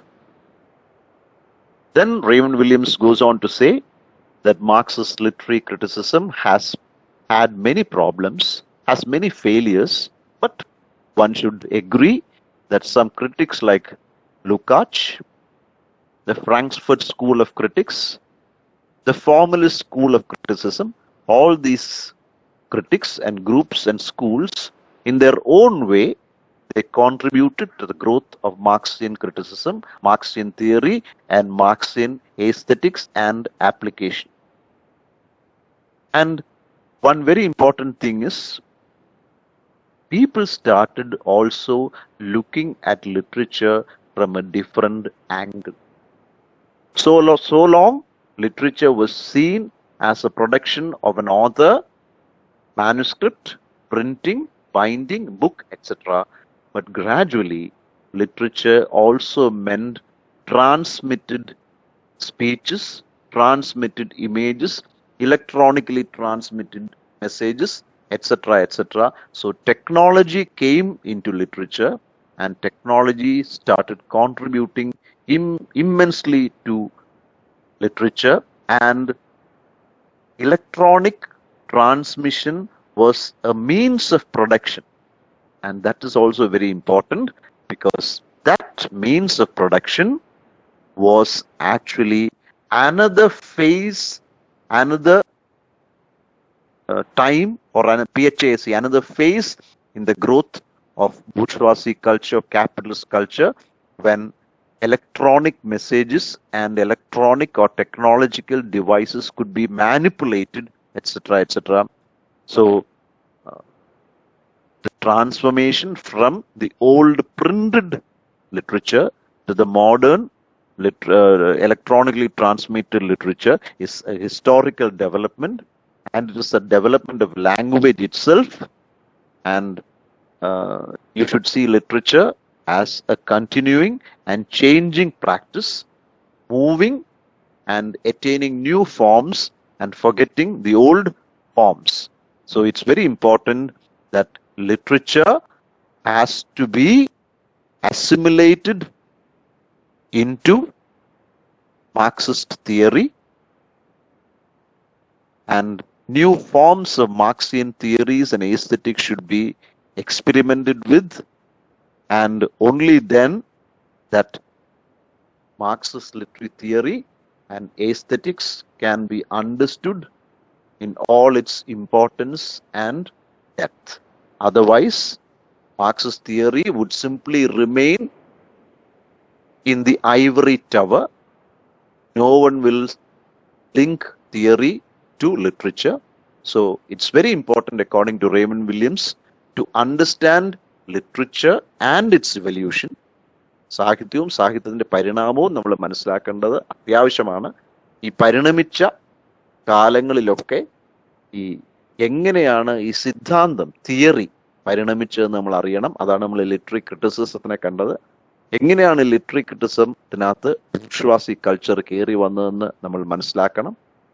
എങ്ങനെയാണ് repression വരുമ്പം കൃതികളുടെ സ്വഭാവം മാറുന്നത്, എങ്ങനെയാണ് ആർട്ടും എസ്തെറ്റിക്സും ലിറ്ററേച്ചറും ഒക്കെ പുതിയ തലത്തിലേക്ക് മാറുന്നത് എന്നൊക്കെ വേണം. So Raymond Williams is indirectly telling us, all through the evolution of literature, there has always been a conflict between bourgeoisie culture and proletarian culture. The Marxian critic has always tried to understand the workings of proletarian culture, but most of the time, bourgeoisie culture has been very strong, very repressive, and therefore Marxian theory had to face many challenges, and Marxian theory is now slowly changing its conventional strategies and traveling in a new path. അങ്ങനെയാണ് ഇതൊരു 10 പേജുള്ള essay ആണ്. 11 പേജുള്ള ഒരു essay മാത്രമാണ് ഇതിനകത്ത്. അപ്പൊ അതിനകത്തൂടെ ഇദ്ദേഹം പറയാൻ ശ്രമിക്കുന്ന ഇതാണ്, ലാംഗ്വേജ് അറിയാം. റെയ്മണ്ട് വില്യംസിന്റെ ലാംഗ്വേജ് അല്പം എന്താണ്, ഞാൻ ആർട്ടിന്റെ ലിറ്ററേച്ചർ പറഞ്ഞ ഭാഗം, അദ്ദേഹത്തിന്റെ ഭാഗം ഒന്ന് വായിച്ചു കേൾപ്പിച്ചു തരാം. Several concepts develop together. Art was shifted from its sense of general human skill to a specific province, defined by imagination and sensibility. Aesthetic in the same period shifted from its sense of general perception to a specialized category of the artistic and the beautiful. Fiction and myth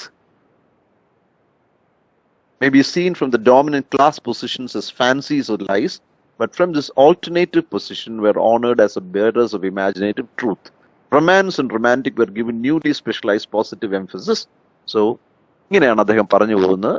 He is telling us how literature evolved from the past to the present, starting from seeing literature as a substitute for rhetoric and grammar. അവിടുന്ന് റെട്രിക്കും ഗ്രാമറിനും പകരം literature എന്നതിൽ ലിറ്ററസിയുമായിട്ട് ബന്ധപ്പെട്ട് വളർന്ന് അവസാനം നമ്മൾ electronic transmission of language വരെ എത്തി നിൽക്കുന്ന ഈ കാലത്ത് എങ്ങനെയാണ് Ramon Williams Marxist aesthetics of Marxist theory പ്രവർത്തിക്കുന്നത് എന്നാണ് അദ്ദേഹം വാദിക്കുന്നത്.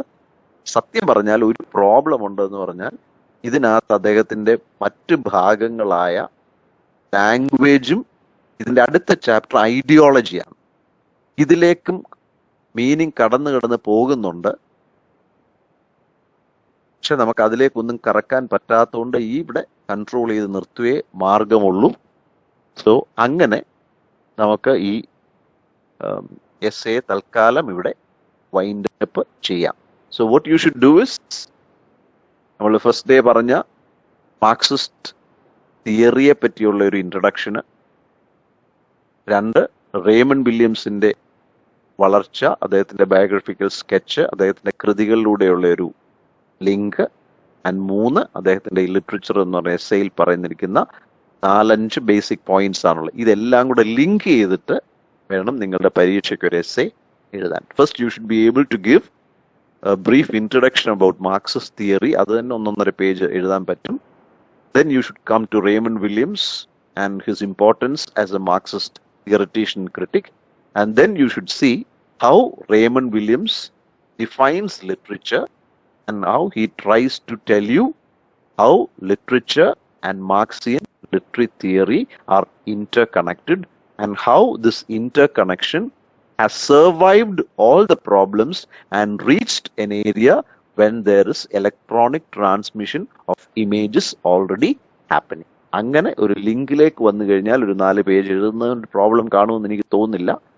പിന്നെ ഒരു തിയറി പഠിപ്പിക്കുമ്പോൾ ഓൺലൈനിൽ പഠിപ്പിക്കുന്നതിൻ്റെ പ്രശ്നങ്ങളൊക്കെ ഉണ്ട്, ലിങ്ക്സ് ഒക്കെ നഷ്ടപ്പെടുകയൊക്കെ ചെയ്യും. എന്നാലും വലിയൊരു ഇഷ്യൂ ഉണ്ടെന്ന് എനിക്ക് തോന്നുന്നില്ല.